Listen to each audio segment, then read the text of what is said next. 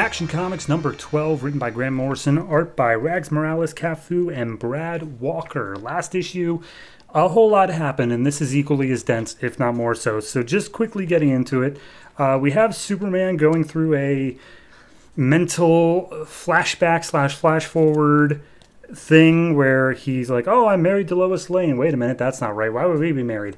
And then she's like, no, you're not married to me. I'm dying right in front of you. And then he snaps out of it and realizes he's being attacked by a whole bunch of civilians being controlled by this weird spaceman thing who's come for Lois's niece, Susie, I think. I don't know. Regardless, he's like, oh, Lois, no, you're critically injured and you're going to die soon. But hold on, I'll be right there. And Susie is also like, hey, my Aunt Lois is dying, space guy. Can we, I don't know, do anything to stop this? And he's like, no, your purpose is bigger than her. Come, we must go. So she jumps after Lois, trying to stop her from feeling any pain. And apparently because of her weird Neo-Sapien powers, she can just do that. And then Superman's trying to not only fight against this guy, but also protect all the people who were previously just hurting him because they were being controlled by him. So anyway, Susie steps up.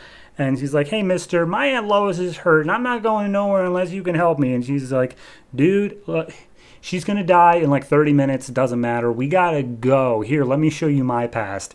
And we see how he was born, and he had special powers, and then his mom died, and then his dad never forgave him.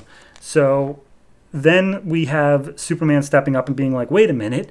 When you invaded my mind, I invaded your mind, and I found out all that stuff about you. You are Adam Blake, the original Superman that nobody remembers, which, okay, sure. But regardless, they find out that he went and ran away from home because his dad kicked him out, and then he was stopped by a bunch of crazy-looking meatball aliens called the Ort kind, who literally show up and say, be not afraid.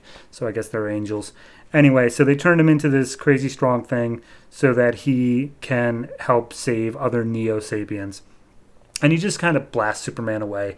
And Susie's like, oh, I don't think you should have done that. Can I do that? So at this point, we take a break and we go to the firemen. And remember that Superman was posing as a fireman named Johnny Clark. And they're like, oh my God, so many people here are dead, including Johnny Clark. He must have been vaporized in the ensuing battle. Poor Johnny. So that's all we get of that. Then Superman stands up. He's all pissed off that he was just thrown through a building. And then he's like, all right, here's the deal. You've been reading my mind in order to predict my stuff. But what if I don't even think about it? What if I just act on instinct? What you going to do then? And then he starts attacking on instinct, and it turns out Blake is unable to do anything. And he's like, are you crazy? He's just managing to fight, not control Superman, but just like fight by like disassembling cars that he's about to be hit with and whatever else. And finally, Susie steps in. She's just like, stop hurting Superman. And she blinds Adam. And Adam's like, you don't understand. All of you are going to die. I was just trying to save the best of you. And then he teleports out or something. Went back to his spaceship. And so they're like, okay, that's done. We still need to save Lois. So Superman picks up Lois, delivers her to the operating room. And the doctors are like, I'm sorry, but there's nothing we can do. Operating on her would take hours. That's more time than she has. And Superman's like, okay, hold on. So he runs down to the medical library, reads every single book on medicine, and then comes back and says, I'm ready to operate. And he does. And they're like, do you need a scalpel, Superman? He's like, nah, I'll just use my thumbnail. And he uses heat vision to cauterize the wounds or whatever. And overall, I want to see if I can get a clock on here. Overall, it takes about 3 minutes for him to completely fix like shattered ribs and many other things.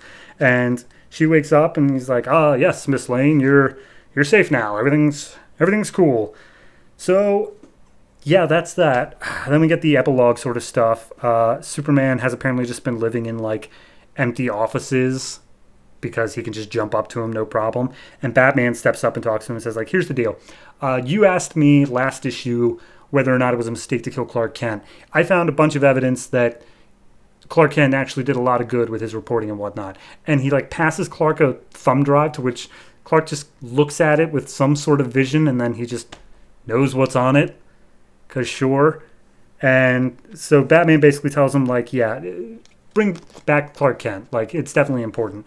So then Clark goes and talks to his old landlady, and the landlady knows a secret, so he's basically like, how do I maybe I just say like Superman saved me. And it's like, dude, your friends had a funeral.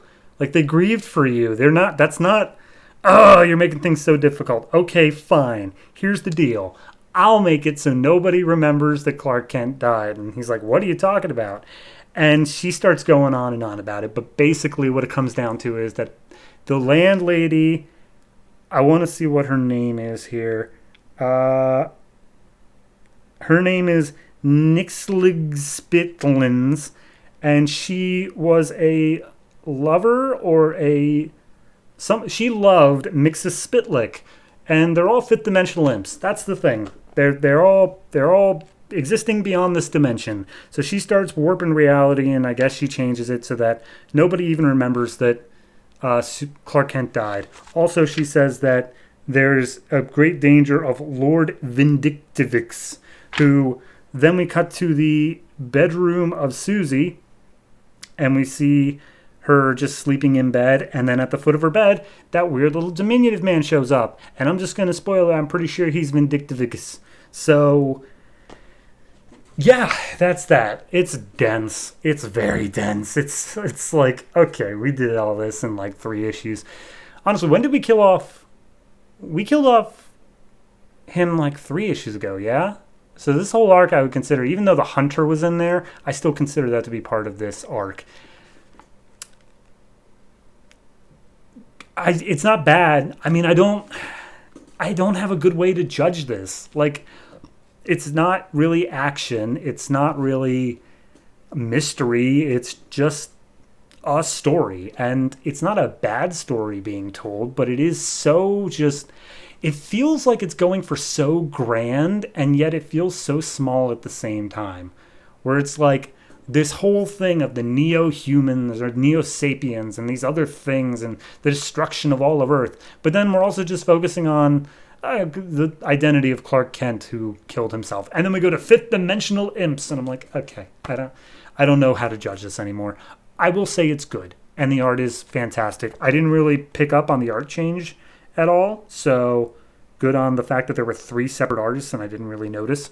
I'll give this one I'll give it a 7. I think it's good, but honestly, it's just a 7, and I don't really know how to put into words why I think it's so good. So, yeah.